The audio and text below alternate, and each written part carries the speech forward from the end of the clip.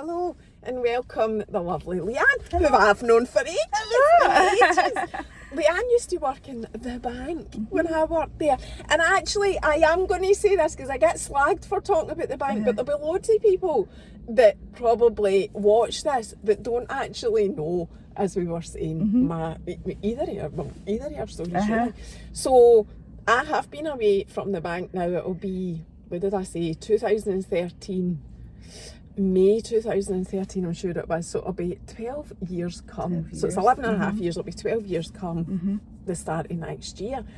And in that time, you were a mortgage advisor, is that right? I was, yeah. I had loads of different roles, but yeah, mortgage advisor. You were never a mortgage advisor in any of the branches that I was in. No, so I would have been like banking consultant sort of thing at the time. Were you based in Cumbernauld? I was kind of all over the Central Belt, so Cumbernauld, Falkirk. All my training was out at Edinburgh way though, so so we definitely crossed paths and knew who each other was, but didn't actually work with each other, right? So that's just a wee bit of history, if anybody who does actually want to know that. So then, I don't know when I actually came across you again, like most recently, because it's been a while. Because then I moved to Cumbernauld. You were working in Cumbernauld at that time, and I think we maybe bumped into each other in Costa or something. But it was years ago. As well. So that's how I know you. And now you're also not working for the bank anymore. You get it as well. I'm not, yeah. So actually a year today I left. You're joking, a year today, Oh my God. So I was 17 years in the bank. As well. And I again just worked my way up. I actually started off in the south side of Glasgow because that's where my flat was at the time with David, and then David went to Manchester to work, and then I came straight to Cumbernauld to move back with my mum whilst he was away and got the job in the So you're from Cumbernauld originally? That's where I was brought up, as well, and we're still here now with the boys, so good. So did you actually take redundancy? No, I didn't. No. Did you just resign? I just resigned. So I had always been I always had my own dance school on the side, like one night a week I did it for the best part of about 11 years, and then I started scaling that back after I had the boys, and I was only teaching adults at the time, just because I didn't have time to do anything else, like squeeze it all in.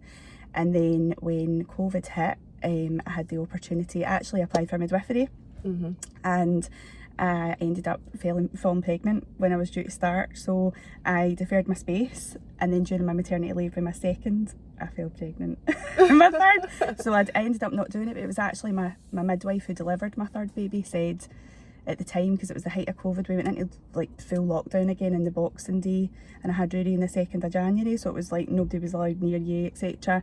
And it was her that actually talked me out of going into midwifery. And then I'm a great believer in the universe, so you talk about this all the time as well. And a week later I got an email through from a company called the Daisy Foundation, who I did antenatal classes with when I had Harris in 2017, and they were looking for teachers, like antenatal teachers, and they had like 15 positions across the UK and Ireland, and I was like, And she says, well, that's a wee taster of, getting into antenatal, maybe do that and then decide if you really want to go into midwifery.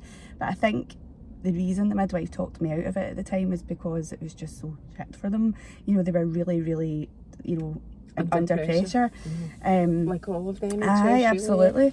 And I went for it, and I was the only Scottish teacher to get picked. So and the rest is history. That's me. So 3.5 years I've now done that. So. But you did it alongside the bank. I did it alongside the bank. Yeah. So I did. I taught one night a week antenatal, and then one morning I did just baby, it was like postnatal recovery support for mums. And then what happened was the Daisy Foundation actually shut down, and we all kind of just had to go out on our own basically and find our own feet, which is something I would have done way down the line when the boys were like at school and stuff. But I think because I was pushed into it, I had no option.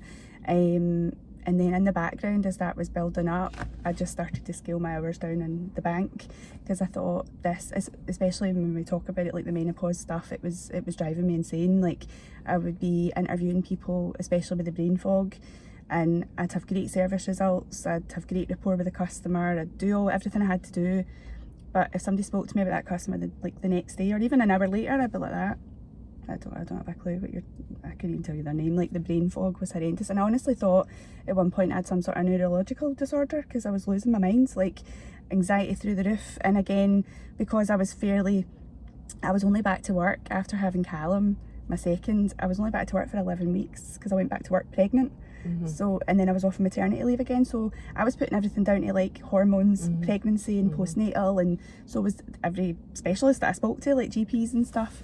And that was the main reason that I wanted out, because David could see me coming home from my day job as one wife and could see me coming home from the job that I do now as like a completely different person. And I knew myself, like that was my thing. I loved my job in the bank. I was very like protective of my customers, like I made sure they were well looked after, but I just felt like I couldn't do the job, the right service like anymore. And again, I felt towards the end we didn't really have a lot of, it was coming out more probably post COVID, like menopause ambassadors, and you had like BUPA and you could contact the menopause nurses and stuff, but that was never ever pointed out to me till towards the end. So I felt like the actual support side of there, because it was just you're a young lassie, there's no way that'll be menopause. So we've came right into the whole menopause thing. So we'll come back to the baby hub and whatever, because that's what you do. But you've started talking about the menopause, so we'll talk about that. Because are you classed as premature menopause then? Yeah. So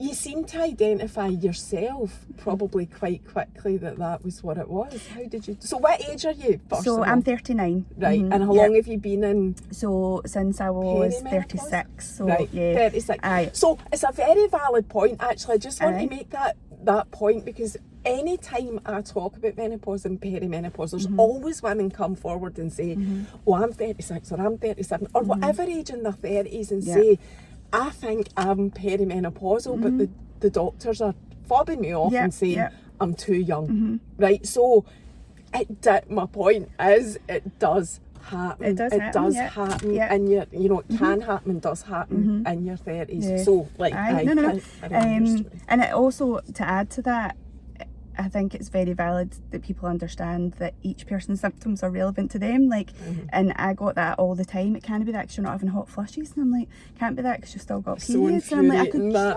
just listen to me. So I kind of self-identified it because it runs in my family. Right. So my mum's mum was very early into menopause, but again, back then it was just, it's a bit, when you talk about your gran, it's very similar. Like, it just, in hindsight, that's what she was going through, but it wasn't a thing as such. And my mum, I actually still remember my mum at like my age, kind of going into it, like when I still remember her getting put on HRT, like the little blue circular tray, and you turned the days, it was like a wee tiny pill you took out. So it's little elements of that. I remember her having the flushes and talking about the flushes and how they came from her feet up and over her head, so that those wee kind of things still stick with me. But again, I didn't realise what it was doing to your body at the time. But it actually stems right the way back to when I was a wee girl, because it's a big long story, but when I was at school, because I always loved dancing, I used to go to this wee dance club at lunchtime, and I remember dancing. I'm an open book, by the way, so I'll tell you whatever you want, but I thought, I feel like I've wet myself. I was like, so I excused myself, I said, can I go to the toilet? And the lady who ran it was like, aye, no bother. And I was bleeding, and I was only 8, and my mum hadn't had that conversation with me yet. So, and it's funny because through the years I was always told you've got a very old head on young shoulders sort of thing. I was always like uber mature, and was that the start of your period? That was the start of my periods, yeah. Jeez. But of course my mum hadn't had that conversation because she wasn't prepared to have it that early. And I was actually looking at it was a study that was done in Australia, I think it was last year, and it was saying that ladies who start their period before the age of 10 are 80% more likely to go into premature menopause. But if you think about it, it's just moving the scale, like, but down the way, it's the same number of years. But and yeah, I remember the school phoning my mum, and I was in total denial. I thought I was dying. Like, I was like, what is this? What class were you in? Primary 4. Aye. And the thing is, my eldest is in primary 3 now, and albeit I've got all boys, right? I think, and he is quite a mature wee boy, but to think that possibly next year, if he was a girl, that could have been his scenario. And I remember my mum picking me up, and I think she was even denial, and I still remember going to the top of the stairs and hearing my dad coming in from work and hearing her just crying, like, because she knew that was me, like a woman, you know, like changing now. Nobody really actually talks about that, how when, you know, if you're the mum of a daughter, when that happens, how it makes you feel as a mum. It is extremely emotional. Yeah, sorry. But so she was very much like, you know, right, we'll deal with it. And I can't remember what words she used, but I remember her sitting me down and explaining it to me. And I just remember saying, please don't tell my dad, it's so embarrassing, I didn't know what was happening. And then they never really had like always towels and all that at times. It was like the big, like, what is a maternity pad now, big massive things. I remember going to the wee shop and walking about with this thing on and having to go into school with it on, and they were so thick back in the day. Yeah, but a lot of my friends were all like second and third year before they had periods, so I was the one that was like missing it in swimming. I wasn't doing this because like I was a bit young, like to be wearing tampons and stuff, like not that you can't, but it wasn't for me when I was that young. And then it's, you know, and I have like throughout the years, and I still have like maybe not so much now right enough cycle wise, but I always had a great cycle. My, you know, was always bang on. I never really had a long, you know, I never had difficulty with like PMS or heavy bleeding, anything like that. So that side of things was good for me until I started having kids, of course. But now at this age, my cycle's getting closer and closer and closer and closer together. So it's like dwindling away now, I can feel.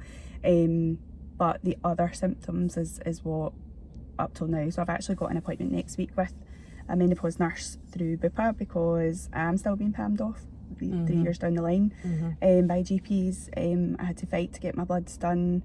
Did your bloods come back? See, apparently with the NHS at your age, you do tick the box for getting your bloods done because I think it's 40 is the age the cut-off. So if you go with peri-menopause symptoms and you know you've got all your notes as to what it is that you're getting, then you should be getting a blood test if you're under the age of 40. Sadly, over the age of 40, because that's the other frustrating thing.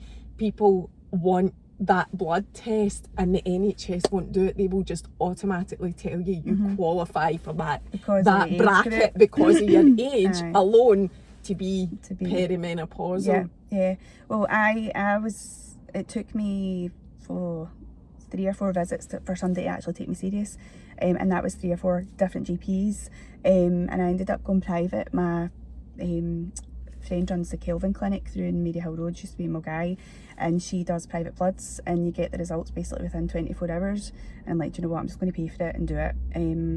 And at that point, I can't remember the timescale, but at that point my bloods came back like kind of borderline. There was nothing like, you know, alarming that this is what it was. And the lady who took the bloods was saying like that can be the difference depending on what time of month it is, etc.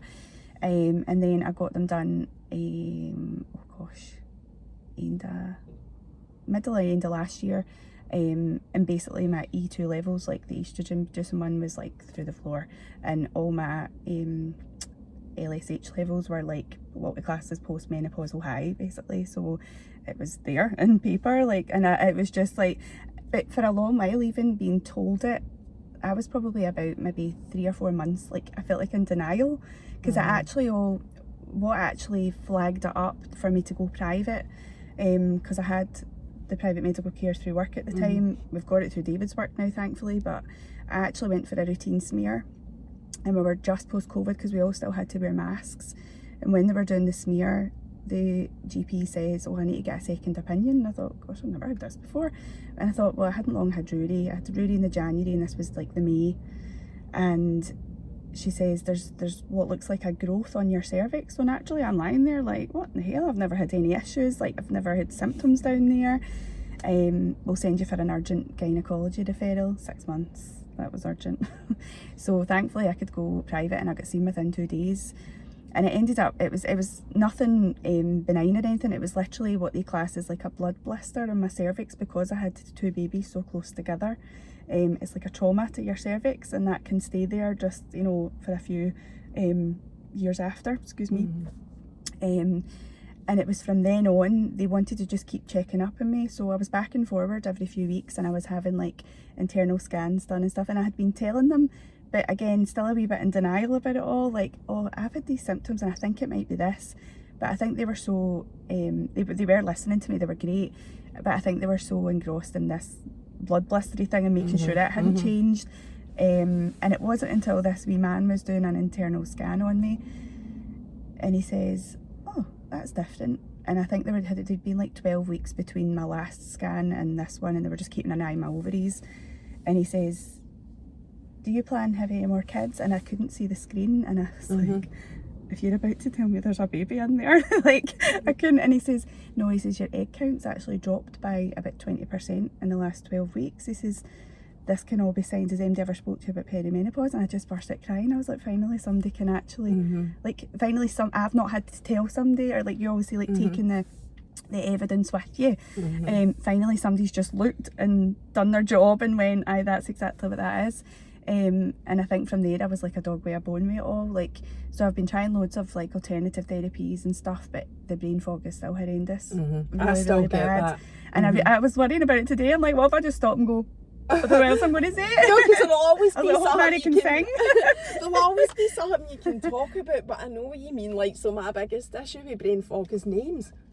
I'm so bad remembering people's names, like people that actually You know. And like, I'm trying to tell, like, say something to Keith about, you know, somebody that I know, and I'm like, what's their name again? You know, it's I do totally relate to that. So you were also saying, you'd said to me, like, so you've got 3 boys now, but you had some sort of, did you not have issues with fertility I as did, well? yeah. So David and I have been together a long, long while. So we started going out when we were 15, so long while. And we probably would have had babies prior to getting married, just because we were 13 years before we get engaged and 15 years before we get married. So it wasn't really a big thing that we had to go get married and stuff. But again, the universe, that wasn't supposed to happen. But in hindsight now, I understand it's because my body was starting to go into, and even how I was on the mini pill, the progesterone only pill, because I suffer from debilitating migraines to the point where I actually get Botox in my spine and my scalp for it, and it's estrogen that was always triggering it. So I was never allowed the combined pill. And when I came back, and again, I don't know if this is, and I still don't have an answer to this, when I went back, I'll rewind back to the fertility thing in a second, but when I went back to my 6-week check after having Harris and asking them about, like, can I go back onto the pill, they said, oh, we'll put you on the combined pill because your new hormones can sometimes clash. Even if you've been on the same pill for 10 years, which I had been, it might not agree with you, so we'll put you on this. And they put me on the combined pill, and it sent me in an absolute loopy spiral. My migraines were terrible and stuff like that. So we played about a lot. So I think that kind of masked it, because for ages I was playing about with different types of contraception and stuff, until I just finally just came off, because everything was just battling with me. Hence 2 extra babies. So basically what happened was, we were told we had unexplained infertility, basically. He was tested, I was tested, there was How nothing. long had you been trying before that? Probably best part of 3 years, maybe. 3 years. And then after we got married, we were best part of 18 months as well. So there's actually a funny story with this, because my friend turned 30. I will go off on a wee tangent. That's rein me fine, back we in. like tangents, that's fine. My friend turned 30, and me and all my girl pals went away at a place down in Largs called the Wee Nunnery. I don't know if you've heard of it. I've heard of it. So it's an old nunnery, basically. And you have like stag and hen parties and things like that. Anyway, it was a great time. But I remember being there, and I had all the chats with the consultant and stuff, and we were just about to put into place to start IUI, the injections. Aye. So that's the start of fertility treatment? Yes, very, very early stages of it. But we still had all the consultation and all that to go, and so we were there when I went away with my friends. We were away then on the Friday, and it was like a week on the Monday where I was going into the hospital to have a wee chat. And when I was there, like, you know, we're your girl pals and you're having a laugh and a drink, we're all in the hot tub, and I remember having this banging sore head, and like, it didn't matter what I was drinking, and I'm not a big drinker, but I was like, I'm not even getting tipsy, like, even though if a glass of Prosecco. And then I went home, so that was the Friday. I went home on the Sunday, And then went to work. The whole week I just was completely off. And then I'm out for dinner with David the following Saturday, and he's like, we'll just get home, we'll just have a wee, we both drink rum, so he's like, he brings out this bottle of Havana Club. I was like, I'll go stick my jammies on. But whilst I was upstairs, I remember standing and feeling, I was going in the Monday at this point for this consultation, and I remember just not feeling right, and I'm like, am I ovulating? Maybe that's what it is. And just second guessing, never thinking I would actually be pregnant. And I took a test. I took an ovulation test actually, and I was like, oh, it's not that. And I put my jammies on, and I remember standing going, do you know what, I think I will just take a pregnancy test. And I never forget it, because I literally just had my jammy bottoms and my knickers at my ankles just shuggling to the top of the stairs with this test, shouting. And do you know that way when you're having a bad dream and you can't shout, and I just couldn't get it out. And we just stood cuddling with my trousers still down, like this pregnancy test in my hand. So we thankfully didn't have to go through the full process of it, but it was, having to take... started the whole... That's very similar to my story. I had just started, I'd had my first appointment. So my story is, and I have told this before, but there will be people that haven't heard it, like I said already. I had just went for my first fertility appointment. Keith, like the sperm count had been done and all this stuff, how you have to do, there's certain GP things you have to do first before you're referred to infertility. The day of our first infertility appointment at the Royal Infirmary in Edinburgh, because I still worked there at the time, was the first day of my period. So the consultant couldn't do the blue dye test. Right, so he had a conversation with us, told us what he thought it was and all of that, because of my history he had a good idea, but he said you'll need to come back, so we'll make you another appointment for the blue dye test. In between that appointment and the next appointment, I fell pregnant. And it turned out, right, that was the first day of my last period. So that actual appointment date was my first date of, how you class you as being, although you technically aren't, but when they're calculating 40 weeks, it's from that date. And that was even giving me shivers still talking about this.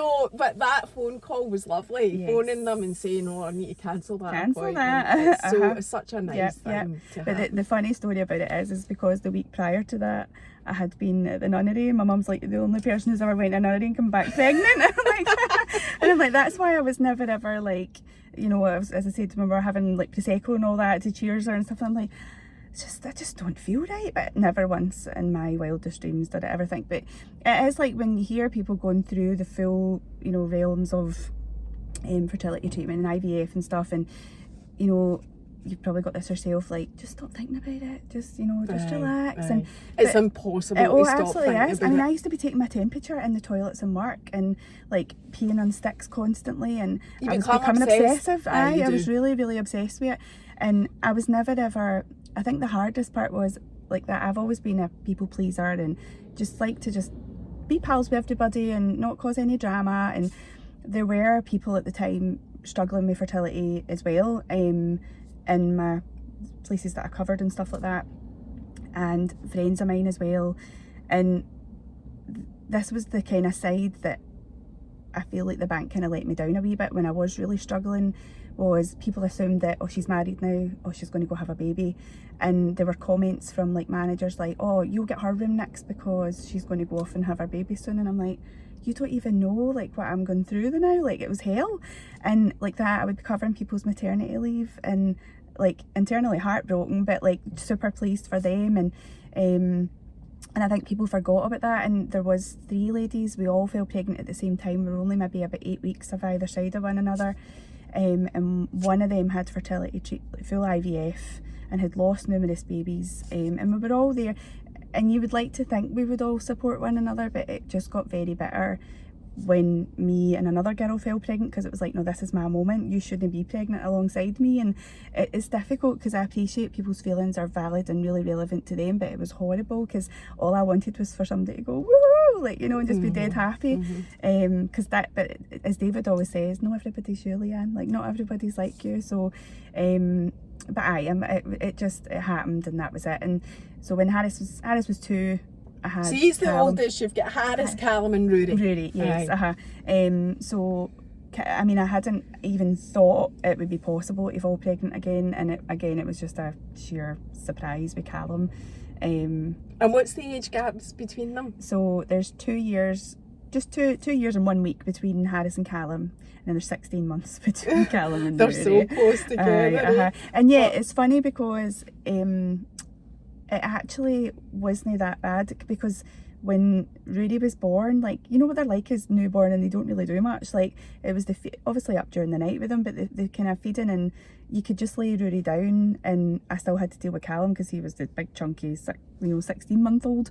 But that actually worked to my benefit for Rudy, because I didn't need to rock him. I couldn't rock him to sleep because I had Callum to deal with. They say it's easier to have your children dead close together like that than it is to have them spread out anyway. And he did end up, don't get me wrong, he's a pest now because he's 3, but he was always just dead independent, even when Callum was about the same as well, but even when he wasn't well, you know, you just want them next to you when they're not well, keep an eye on them. They were like, not let me in my own bed, leave me alone. So that side was good, but it was tough. It's probably more tough like getting out and about places with a double bucky, like that was the thing, and a 3-year-old at the side. So but yeah, I wouldn't have it any other way. It's great. I'm well and truly outnumbered, but now I've got my wee girl pup, so she's she bit my tights on the way out the door actually. Is she doing okay? Oh, that's she's good. She's really good. She's settling in. She's just that teeth nippy stage so now, so but she's great. She's no bother. But you're enjoying it. Good. Right, so that was the process of, you've actually, so from what you're saying, you really have got some story in terms of, you're obviously quite affected by hormones. I mean, aren't we all, man? But you, I mean, even the headache thing, that's so interesting with the Botox. And that's why I've been terrified to start HRT. So that's what I was going to move on to, like the peri-menopause thing, because also, like, you're dealing with quite a lot in your life, and I don't mean that in a negative way, but just busy. You've got 3 kids, all under the age of what age is Harris? 7, right? Aye. A new pup, obviously a husband, which she likes, makes it 4 ways. And you're going through peri-menopause, because that's another thing that people don't talk and I have about. been since the second was like just a baby. And this is the difference. This is what I was constantly getting at work all the time was and this is not to bash the bank, this is just in general, like, no, but I can relate to that as well. I had HG when I was pregnant, hyperemesis gravidarum, worked for a male boss. It was didn't get it. Brutal. Yeah, well, our menopause ambassador was a man. I'm laughing. Oh my god. I was just like, sorry, what? Like, I know, and I'm all for equality. Oh no, absolutely. Like I get it. Yeah, totally get it. Yes. You can't have somebody teaching you. But it's a man who couldn't even ask you how your weekend was. But I was to go in and talk about, you know, I'm bleeding really heavily, I need to go home, or I need to go. Yeah, we're not getting that. Anyway, that's the thing I always got was, you know, like that. My symptoms are this. This is, people would say, you know, my symptoms are this, and I've been up all night with hot flashes, blah blah blah blah blah. And I'm like, oh, you know, that's a shame, and oh, here's what I get. And it's like, well, that will not be peri-menopause, and you're only 36, and you know, you still get your periods, and I'm just like, oh. And it used to just make you just clam. Well, me, because I just hated the, even just being like in the staff room, or, you know, out for a walk, and we'd go to the same place, and it would always come up in conversation, but, you know, Sally's symptoms are worse than Fiona's, or whatever it is. So that always really, really bugged me, and I was a wee bit in denial, I think, because as much as I had no intention of having any more kids, when I had that internal scan done, and he says, his words were, and I never forget it, if you're planning on having more children, you need to do it now. And it was like this clock had been put in my head, and I'm like, and I'm saying to David, he was like, no chance, it's not happening. And I know it wouldn't, but it was just a horrible feeling to have that taken away from me, particularly because I'm such a maternal person. So that really, really played with my mind for a long time. And then in the HRT thing, aside from the migraines delaying it a bit, was, and again, we know it's different now, the research is different about the breast cancer thing and all that. There's breast cancer in my dad's side of the family, but at the time when I was diagnosed with the early peri-menopause, a really close friend of mine, same age as me, had just passed away with breast cancer. So I just had that, not that, you know, I'm doing everything to avoid it, you know, obviously, you know, it is what it is, but so it's only up until now I've started to just get into that swing of, I think we need to take the next step, because I've tried lots of alternative therapies. So talk me through what your symptoms have been and what you've tried. So I've had, I would say the top one is probably the brain fog and the like mind blanks, complete mind blanks, severe anxiety, really bad anxiety, and claustrophobia, panic attacks. Like, so if I'm here, I'm fine here, but if I was in the back of your car, like, no matter if there's nobody beside me, I've had a couple of episodes where I've passed out because I've been so bad.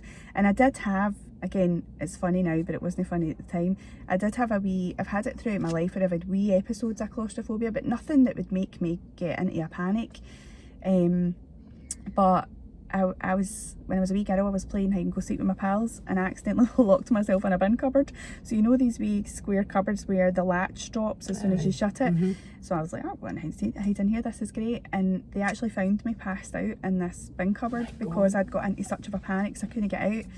And that, I think, maybe stuck in my mind since then. But what actually I remember vividly was, I love flying, but see, being on an aeroplane, and I'd went to go away, I had the opportunity to go away for a wee long weekend with David, and had been in a family holiday, and I'd been in a girls' holiday in a plane, absolutely fine, but I think I had loads of, distraction, and it was the boys' first time in the plane, so I was like, hyping it all up, so I didn't really have me to think about, but then it was just David and I, like, and obviously we're talking a lot, but you could chill out, you could put your earphones in, and then my mind started playing over, like, I can't get those doors open.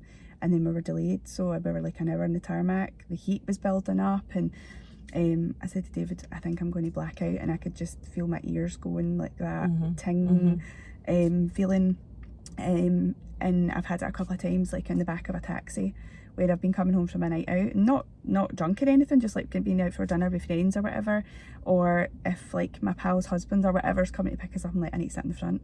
And there are some people who are like, oh, I want to sit in the front, but it's like, it's not, I will genuinely pass out, like, and I'll be the one who then offers to drive places, because I'm like, no, I just need to know I can get there and back. That has been a really big symptom for me. My migraines did really increase in the beginning, which is why I ended up on the injection. So I basically get it in the nape of my neck. I'm actually due to get it topped up. Round where you would get normal Botox in your head, and then through my scalp basically, and it has been, and behind my ears, and it has been an absolute godsend. Do you get that on NHS? No, I have to pay privately for it. So it's over at the Kelvin Clinic where my friend's is. That's what I was going to ask you, sorry, just to go back. How much, because I think people will be interested in this if they're not getting anywhere with their GP, because you would be able to go and get blood tests privately and go to your GP with that. That's what I did. How much does it cost for blood tests?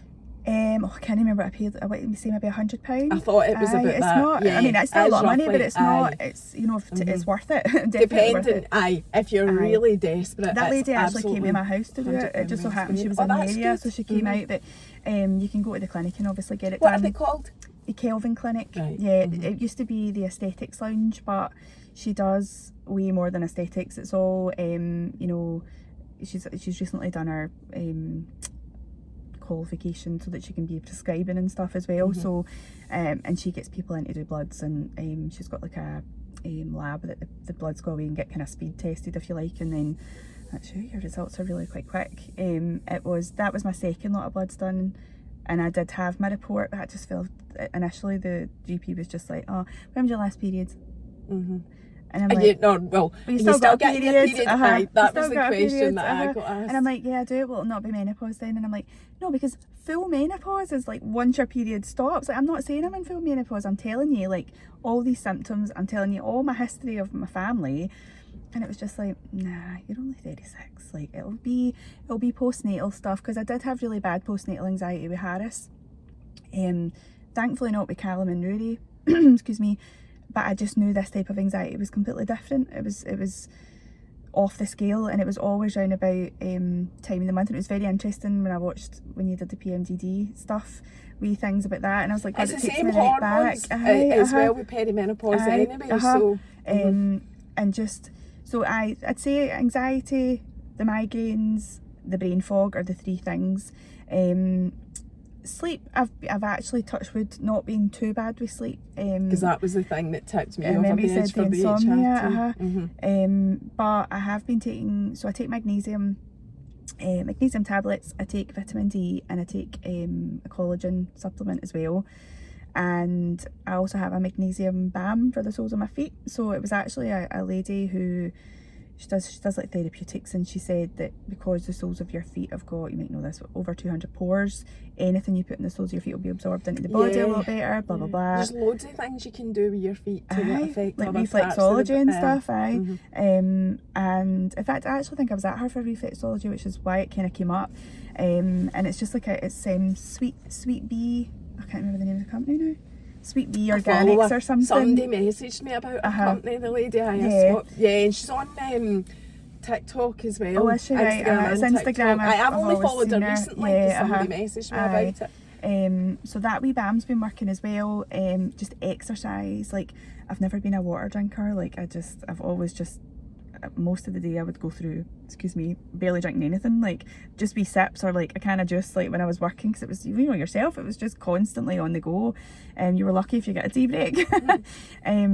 Whereas, just making sure I'm drinking loads of water. Exercise is definitely a big thing. If I've had a day where I've not, and I'm not saying like I go to the gym or anything, I just do like wee from home kind of wee Pilates, anything that keeps your mind going. I think elements of my job as well helps, because it's all about relaxation and breathing and keeping your heart rate down. And breathing's massive. I think I always knew breathing was massive. I've always been into like holistic stuff and meditation and yoga and anything like that. I actually really love it. But I have only appreciated the power of the breath from getting into the ice tank. And now I'm getting goosebumps even saying that. Like, I really need to try it. I'm now experiencing what the breath does for you. Like, because you're in such a what is the word? It's not stressful. It's a very high focused. What's the word for that? Like to do with your adrenaline, you mean? Like you're in a very I know what you're higher thinking. level, like sort of state of you're only like nothing else exists when you're in that ice other than your body, your everything that's just you existing. And are you chittering? Are you not at first? You do. Everybody's different. So the shivering comes. Some people don't even shiver in the tank for the 10 minutes. I think experienced people who, your body learns to cope with it and whatever, don't chitter at all. I don't know what I was, maybe 5 minutes. I don't know. I did ask Kenny because I was interested, but he hadn't noticed either.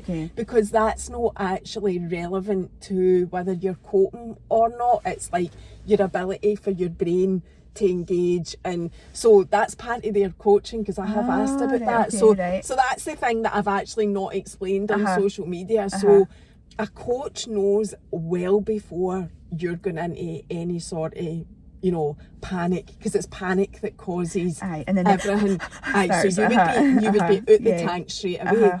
But you're the whole control process of getting into ice is about keeping calm. Because even like Kenny was telling me this as well, you can survive quite a long time in freezing cold water if you can control your breath and keep calm, right? So that shows you how powerful it is. And apparently even people that died when the Titanic sunk, if they had known what they know about what Kenny teaches at the Polar Bear Club and all the other coaches, more people would have survived. So that's how, I mean, it's so interesting. But if you go into the tank panicking, then you're not going to last that long. So you need to, but I don't feel I need to panic. I feel completely safe in that environment. I've heard everything that they've got to say. So when you get into it, you are completely calm. But I'm digressing. My point is, I get it. It's the breath. It's only in recent weeks that I have appreciated what the breath can do for you. It can actually save you. Yeah, absolutely. And I mean that's a lot of what, as I said, I teach in all the classes. So whether it be postnatal with anxiety, whether it be in labour, making your uterus work to deliver, you know, whether it be just relaxation classes just to completely wind yourself down, all of that stuff, excuse me.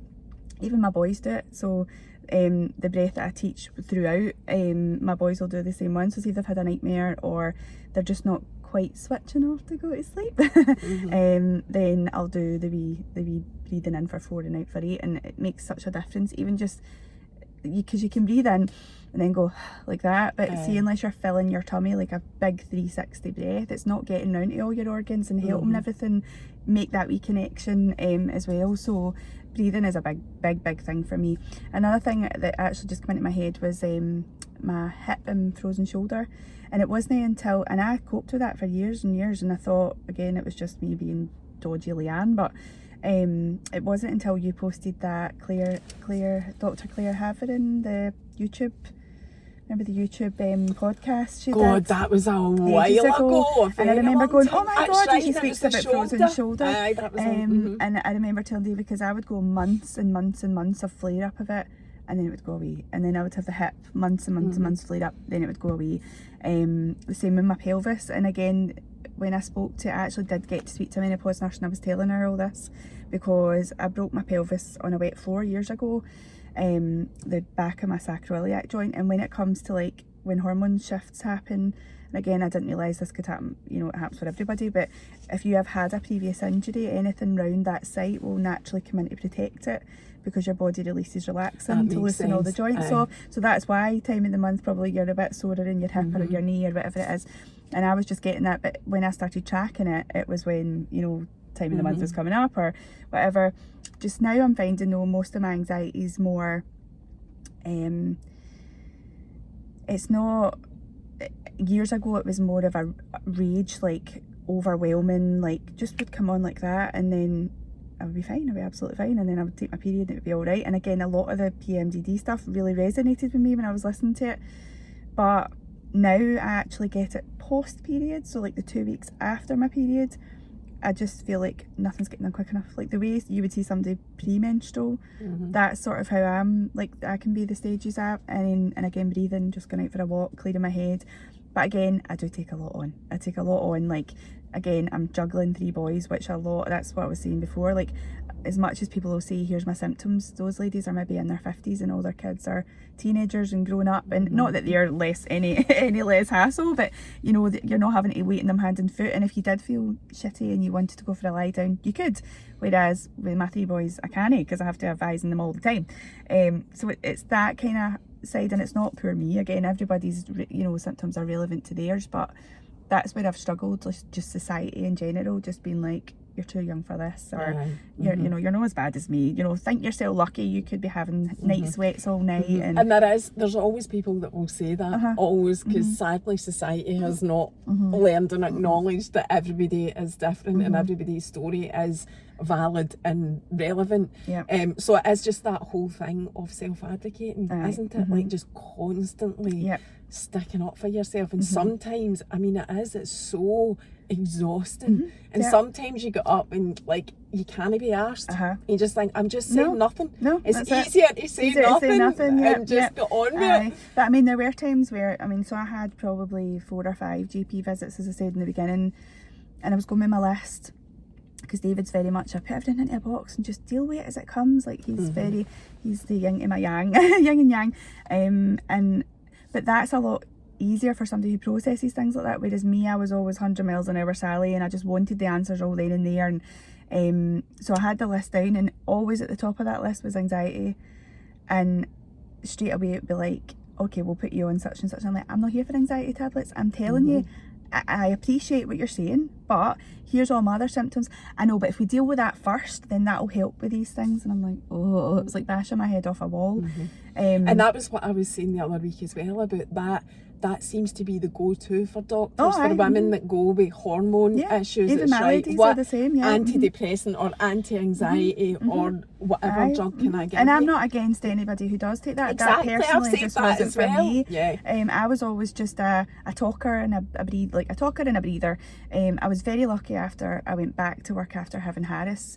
because of the because I was 6 months postnatal before I was diagnosed with postnatal anxiety, despite numerous trips to the doctors. But again, at that point, as I said, I was playing about with a lot of different contraception, so again I kept putting it down to that. But I would do things like, I'd arrange to meet my pals for coffee to go out with the babies, and I'd get Harris and I all dressed, and then I would literally just go to the door and go, no, I can't do it. And I would make up silly excuses like, oh, I've got a delivery coming, I need to wait in, or because I just I couldn't sometimes couldn't even get words out.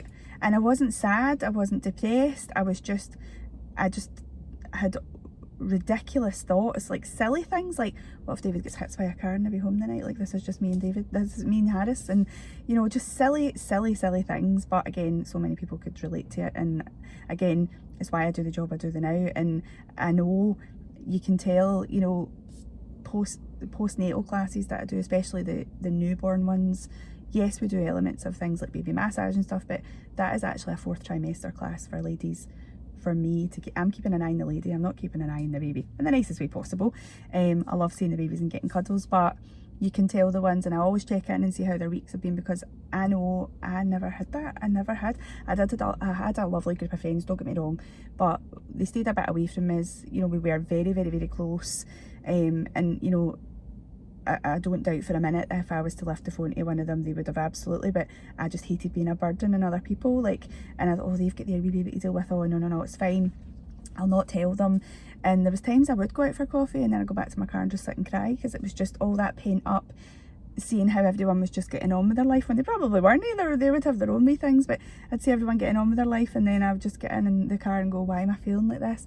But again, in hindsight, it could just be a mixture of all this, because it was from then on that things went south in regards to hormones and stuff. And obviously in between the times I've had babies, which has kind of masked it all. But now, as I'm getting, you know, older, I'm definitely seeing it's 100%, and obviously the bloods have come back and confirmed that. So I think next, the chat I've been having, so I've had quite a few really nice chats with the menopause nurses through Bupa, and they have recommended, and again I'll go in and have a chat as well with the gynaecologist, but a more localised oestrogen, because the worry is if I start taking like a tablet form of oestrogen, it could affect the migraines, whereas if it's localised, it's not having to go through the body the same way and process it the same way, and that might help. So would that be an HRT patch? HRT patch, yeah, or a gel of some sort or whatever. So we'll see. They are going to do my bloods again, just to check like the progesterone levels and stuff as well, because I think at the time, the private one I got, it was like testosterone was actually really low as well. And as I said, the estrogen was through the floor, and I was like classed as like postmenopausal high with the what are they called again? Like the LSH levels. What does that stand for? Hormones. The hormones. I couldn't get it out there. Here I go. Menopause related hormones is the easiest way to describe it. As well. So it's just the juggling act. So is it the anxiety that's going to, is that the one thing? So for me it was insomnia. Would you say, and I do suffer from anxiety as well, but that wasn't what tipped me over the edge, it was the insomnia. Is it the anxiety for you that would take you to that place of, right, I need to consider HRT, or is it something else?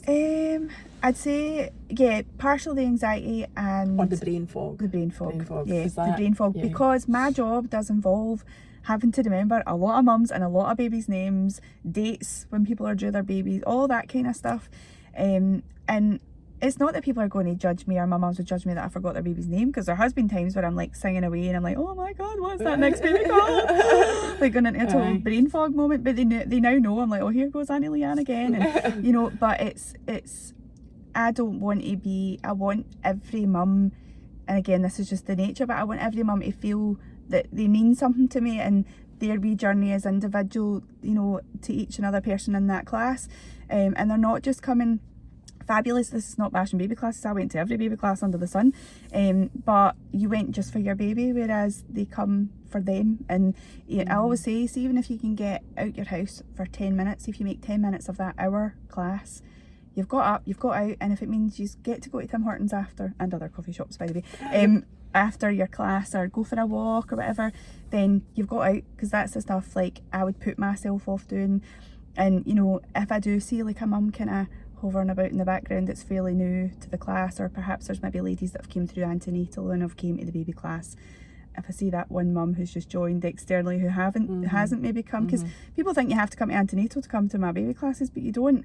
It just so happens that naturally you'll fall into your little friends that you've kind of came through, but I'll always say just invite yourself, just go, invite yourself along, because you forget these ladies are also postnatal and have got baby brain, and they'll forget to say, oh, wee Sally's not coming or whatever, and that kind of breaks the ice a wee bit and, like, you know, lets them kind of start to get, like, see, there wasn't anything, I don't remember seeing anything like that, because I didn't, it's worth saying, I didn't go to any baby classes. I tried Not everybody does, I tried, right? but I'm the misfit.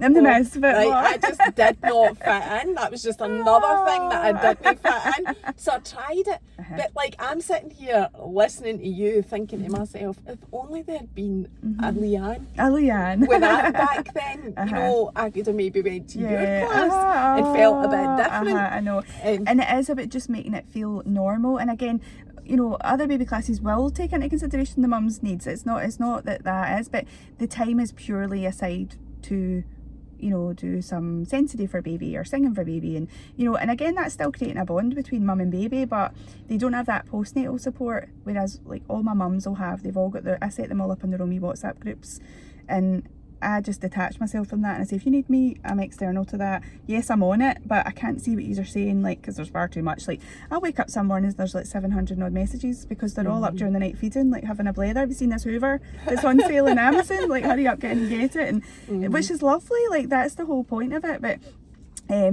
it's just keeping that wee connection. It's not about a clique, it's just like a nice community of mums where, you know, like, for it, I'm actually having a big Christmas do for them, because there are wee bits of the chats that I'll see and it'll be like, oh, he's free on the 1st of December, blah, let's get a Christmas do, blah, and nobody's agreeing to everything, and then it falls. I knew in my own mum chat when I had Harris, you know, and it falls by the wayside because life gets in the way and you don't ever get a plan, and it never leaves the WhatsApp chat. And I was like, right, I'm going to make the date, I'm going to book it in. So I'm having a night for all the mums, past and present, at Christmas time to get nice. together, and just no babies, no chat, and it also helps with that kind of, not that I'm encouraging mums to leave their babies, but that kind of detachment. No, but that is okay. But that is okay, and I feel like sometimes that needs to be said as well. It is okay to have me time when you're a mum. It doesn't matter what age your baby is, and it's actually, it's not just okay, it's actually it's a needed. lot of the time extremely important. We'll just look at that lorry coming towards your car. What a fright I got there as well. It's extremely important. I'm a huge advocate of that. I said that in the last podcast actually. So I was just going to ask about what time we've got, right? We've got about 8 to 10 minutes. What about your class? Where is it? Tell us about that, because there will probably be some new mums out there. So is it really for new mums?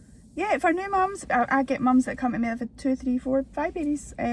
So because it's not about, what I mean is not new mums as in first time mums. I just mean newly just delivered. Had a baby. Or you can join. So I've got 3 sets of classes. So basically I have antenatal, so you can come from any time from about 20 weeks pregnant right up till the birth of your baby. I've had ladies come to me the day before their induction, just to wind down, and so we do birth education. It's basically like a 6-week block, so every week you learn something different about what your body's doing during pregnancy, during labour, some little breathing techniques, but basically all the stuff the midwives don't have time to tell you. I remember going in, it's like blood pressure done, and then I have amazing midwife friends who are fabulous that look after my ladies actually, but they don't have time to do that nice nurturing side. And just things like, here's all your pain relief options. You take, like, I'm not here to tell you to breathe your baby out. I'm not telling you, it'd be lovely if you could breathe your baby out, but here's all the pain relief options, all the pros and cons of it. Here's what induction looks like. Here's the process it will take and how long it will take, because again, something you're never told about how long it takes to have a baby induced. And then you know, they've got that wee support network that if they are going to their midwife appointment and they're a bit confused when they've came home, like, they've got that wee chat to ping on and say, have you ever had this before, or Leighanne? And if I don't know the answer, then I've got a lot of contacts through the hospitals and the midwifery team that I can go and ask. And it just means they're not feeling the pressure and feeling silly at the time, because there are some ladies are scared to ask, and they'll always start with, Leighanne, I know this is a silly question. I'm like, I've already told you nothing's a silly question, just ask it. And we do little elements of pregnancy yoga just to keep the body mobile, and then at the end we do like a nice 20-minute shut your eyes blanket pillow, and it's just like a nice guided relaxation, kind of tapping into the subconscious mind, and nice smells, the little spray as I was talking about. And then after that, and again I can have ladies coming in at different stages. Some ladies don't come from antenatal, as I said. I've got little teenies class, which is like your 4th trimester newborn class, and that's really from whenever mum feels ready to leave the house. There's no, you have to have had your jags, or they have to be 6 weeks old, whatever it is, just whenever they feel ready. I've had ladies come from 2 weeks postnatal, ladies come further down the line. There's little elements of baby massage there, etc. We do some singing, and again I just check in on how everybody is every week. And then class after that is regulars, basically, which is once they start being able to roll and crawl about, and that's more kind of like baby yoga, do some movement for mums, and again just a nice wee community blether as well. We do our Halloween parties this week, so it's been a bit mental, but yeah, it's all good fun. And I've just started a wee relaxation class, and it's to do with that detachment that I was talking about, because I kept seeing lots and lots of mums that not everybody's in that position to be able to put their kid into nursery maybe a few weeks earlier than going back to work, to get used to that. So a lot of ladies I'm seeing now are getting themselves in such a state because they're going back to work the day of their kid starting nursery officially, or baby, and she's in a state, baby's in a state, blah blah blah. So I wanted to bring something a bit like birthing without the bump, so that's similar. Yeah, you can check in, you can come for a cup of tea, whatever you're doing, do some nice gentle movement and just nice breath work, chillaxing at the end, pillow blanket, all that. And a lot of ladies who have came postnatally are like, God, this is total nostalgia, because it's like when I was here pregnant. But it's giving them that me time, like that you're kind of forcing them into that me time, and it's with people that they're familiar with, like who've perhaps came through the classes or external. But I always say it's like, it doesn't need to be people who have just had babies that come to that. It can be people who have got teenagers, and like that was going husbands. To be my next question. So you do a class nice for relaxation, anybody at all? I've been going into actually like nurseries and schools, like on their in-service days, and doing it with the teachers, and like that, the balms and sprays and stuff. Ladies who, funnily enough, are actually in menopause and peri-menopause are saying the difference it's made to their sleep, even just like having the wee balm in their wrist, or like that, doing the breathing techniques. Because life's 100 miles an hour, we don't breathe properly anymore. We breathe here, and when you breathe there, all the anxiety builds up, adrenaline builds up, and then games of bogey, it's everything's out the window then. So that's me in a nutshell. That's the classes. Where are your classes, and where can we find out about them? So I'm on Instagram and Facebook, Mum and Baby Hub. I'm going to be tagging you anyway. So is all the information about the classes there? Is there a link? Is there a link? I take it. There is. Yep. And I'm in Cumbernauld and Steps. Whereabouts? So Cumbernauld, I'm in Condorit Parish Church, the big church hall at the back, and then Steps, I'm in St Joseph's Church, just up at Cardowen Road.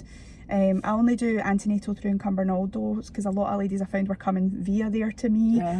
So I just keep it all in the one bit, which is at the church, and then I do all baby classes, Steps in Cumbernauld as well. So yes, I'd only do the relaxation classes once a month, because I think weekly it's a bit too much for ladies. So I just give them it like as something to look forward to once a month for them, and I'll alternate between Steps and Cumbernauld just to give the ladies kind of a wee bit of each. So I'm closer to them one month and then closer to them the next. And again, it's only 10 minutes along the road, so they'll travel along, but that's where I'm at. And do you have to pre-book in advance? Yes. Baby classes, and I'm very grateful, but baby classes sell out very quickly. So what I do is I release the places a month in advance to the current ladies, and then if there's ladies, say for instance going back to work, then me spaces will open up, and then I'll open. So do you have a waiting list? Do you speak to people? Can people reach out to you on Instagram as well? Yeah, my inbox is always open, my phone number's on there. I've got a wee Book When page, so I don't have a website, but my Book When booking page tells you everything about the classes, and then the top of my Instagram I've got it pinned as to what the classes are and stuff. So but people can reach out and ask questions and stuff anytime. as well. Not a bother, my phone is always on. But you're a very busy woman as well, so yeah, you might not be able to answer straight away. I will. That's always been my downfall, is 2 minutes, David, I'll need to get back to this lady, because you feel like you have to, but it's just learning to kind of just put it into have some working boundaries, mode. yeah, because everybody Uh-huh. needs that as well. But it is your full-time job now. That is what you do. That's You my left job. the bank to That's do my that. job, yep, and I love it. I wouldn't have it any other way. So class is a perinatal educator, basically, so from pregnancy right up to toddlerhood. I actually won an award last year. I know, that's right. Yeah, So through yeah, the you're Mama Academy. So I recognised. was very, very happy. I was nominated again this year, but not shortlisted. But one of my very good friends down south, who I trained with actually, is been nominated. So I'm rooting for her. Rooting for her as well. Good. Oh, lovely. Well, that's us. Thanks very much. I'll tag you anyway, so people will be able to reach you and contact you when I put this out. Lovely, thank you. Thanks so we're all much. coordinating colours. And also, yeah, I do that. That happens quite often, Does it? by the way. I have noticed Matching that. your tears. Yeah, right. Thank Right, you. smashing. Thanks. Bye. See you later. Cheerio. Bye.